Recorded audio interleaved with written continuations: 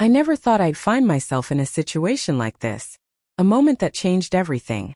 A moment that nearly took my life. And introduced me to the man who would become the most unexpected part of it. It happened on a cold November evening. The streets were wet from the earlier rain. The streetlights reflecting off the pavement like mirrors of light. I was driving home from work, exhausted as usual, thinking about the leftover pasta I had waiting for me in the fridge. I didn't see the other car speeding towards me. I didn't have time to react. 1 second I was singing along to the radio. The next I was spinning, the world around me blurring into a mess of lights and shadows. And then darkness. When I came to, I was trapped in my car. My head ached, my chest felt tight, and my legs wouldn't move. The scent of smoke and gasoline filled the air, and panic gripped my heart.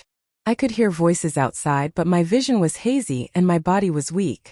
Then, through the shattered remains of my windshield, I saw him. A man in a police uniform, his face calm but urgent, his voice strong yet gentle. "Stay with me," he said, his eyes locking onto mine. "We're going to get you out." I could barely nod. My body was trembling, and I could feel myself slipping again, but his voice kept me anchored. He reached through the broken window, his hands carefully brushing the glass away before touching my arm. His touch was steady, firm. It was the first thing that made me feel safe in the chaos. I remember his arms around me as he and the paramedics pulled me from the wreckage. I remember the way he held me, shielding me from the cold air as he reassured me I was safe. I wanted to thank him, but my voice wouldn't work. The last thing I remembered before blacking out was the way his blue eyes softened when he whispered, "You're going to be okay."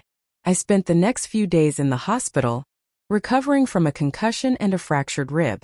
My family visited, friends sent flowers, but there was one person I kept thinking about. The cop.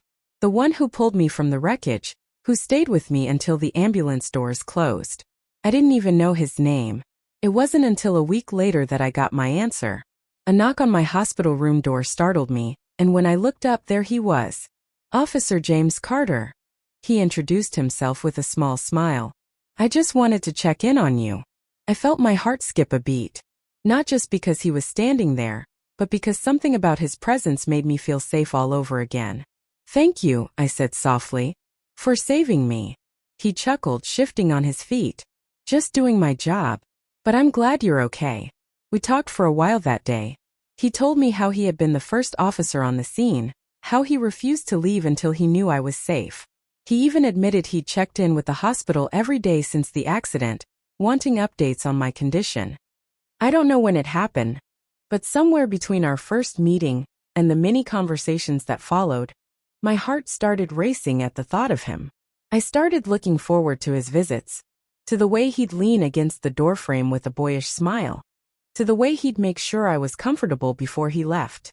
And then one evening, just as he was about to leave my hospital room, I said it. "Do you ever go out for coffee?" He paused, surprise flickering across his face before a slow smile spread across his lips. "Are you asking me out, Miss Daniels?" I blushed. Hard. I owe you a thank you, and coffee seems like a good way to say it. He chuckled, shaking his head. "You don't owe me anything, but I'd love to have coffee with you." That was the start of something I never saw coming. Our first coffee date turned into long conversations. Those conversations turned into late-night phone calls. And before I knew it, James Carter was no longer just the cop who saved my life. He was the man who made my heart feel safe. Falling for him wasn't sudden. It wasn't dramatic. It was slow, steady, like the way a cold morning gradually warms under the sun. I fought it at first, telling myself it was just gratitude, just admiration. But every time he smiled at me, every time he reached for my hand without thinking, I knew. It was more than that. Months passed, and what started as a crush became something deeper, something real. One evening, as we walked by the river, the city lights reflecting off the water, he stopped and turned to me. "Do you believe in fate?" he asked. I laughed. I never used to. But then again, I never thought I'd fall for a cop who saved my life. He smiled, tucking a strand of hair behind my ear. Funny, because I never thought saving someone's life would change mine. And just like that, I knew. Some people come into your life by accident.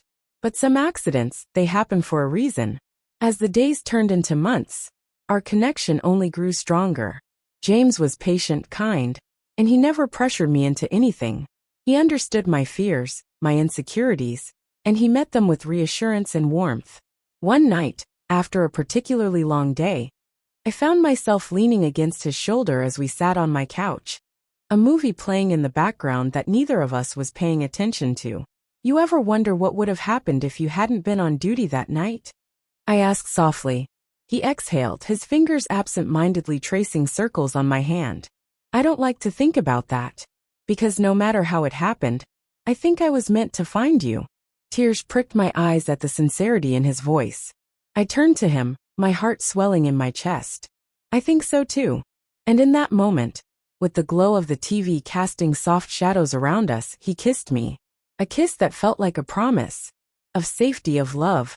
Of a future neither of us had expected, but both wanted more than anything. Some love stories are written in fairy tales. Ours was written in the stars, hidden within the chaos of an accident that led me to the love of my life.